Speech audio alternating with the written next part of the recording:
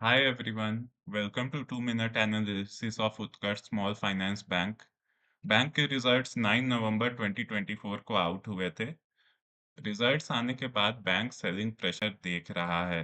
तो आइए देखते हैं कि रिजल्ट्स में ऐसा क्या था कि जिसके कारण बैंक में सेलिंग प्रेशर देखा जा रहा है। Market cap of the bank is at 4186 crore rupees. Price to earning bank का है 7.9। प्राइस टू बुक बैंक का है 1.41। बुक वैल्यू पर share stands eight 27 rupees. Return on asset bank का है 1.5%। रिटर्न ऑन इक्विटी बैंक का है 12.3%। की हाइलाइट्स। ग्रॉस लोन पोर्टफोलियो बढ़ा है 28% year on year. Deposit growth हुआ है 40% year on year. Operating profit बढ़कर हो गया है 276 crore which is up 16% year on year. NIMs of the bank stand at 8.8% and cost to income ratio at 58.2%। Profit bank का घटकर 51 करोड़ रुपीस हो गए हैं। ROA stands at 0.8%। ROE stands at 6.6%। Net NPA bank का 0.89% हो गया है, carrying floating provision of 190 crore rupees. Net interest income में ईयर ऑन ईयर 26% का ग्रोथ देखा गया है और quarter on quarter 3% decline. Operating profit of the bank has increased 16% year on year and is down 11% quarter on quarter. Look at the number of total provisions.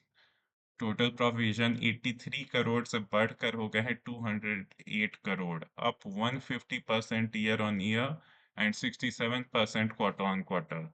इसका सीधा असर profit before tax पे देखा जा सकता है, जो कि डाउन है 56% year on year and 63% quarter on quarter. Asset quality movement.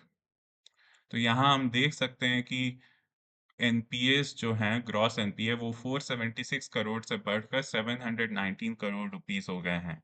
Net NPA has increased from 43 to 160 crore rupees.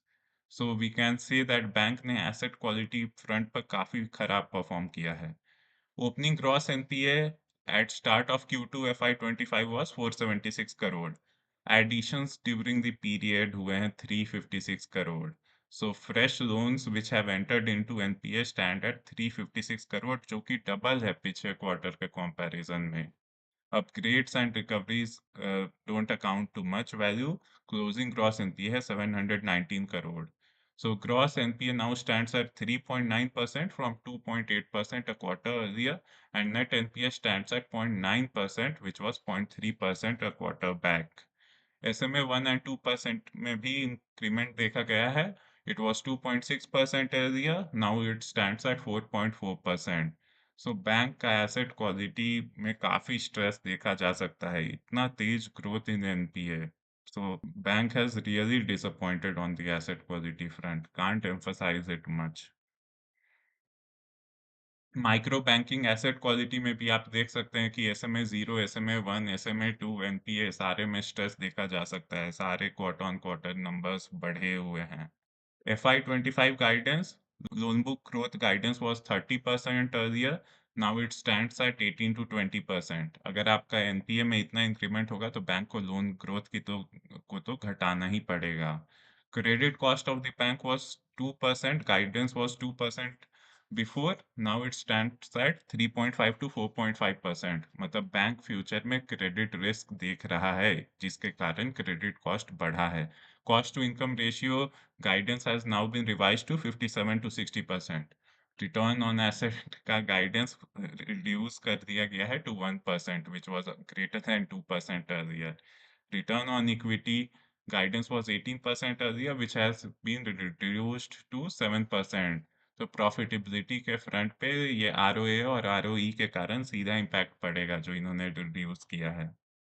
This was what Mr. Govind Singh had to say after the disappointing numbers. He said that Q2 FY25 में microfinance sector में pressure witness किया गया due to heat waves and elections. You can go and read further into it. So this was all we had regarding the results of Utkarsh Small Finance Bank। Bank के results काफ़ी disappointing थे और किसी भी front पर relief नहीं था investors के लिए। Thank you for watching the video. If you Like the content of the video, do share, like, and subscribe. This video was for educational purposes only. It is not a buy or sell recommendation.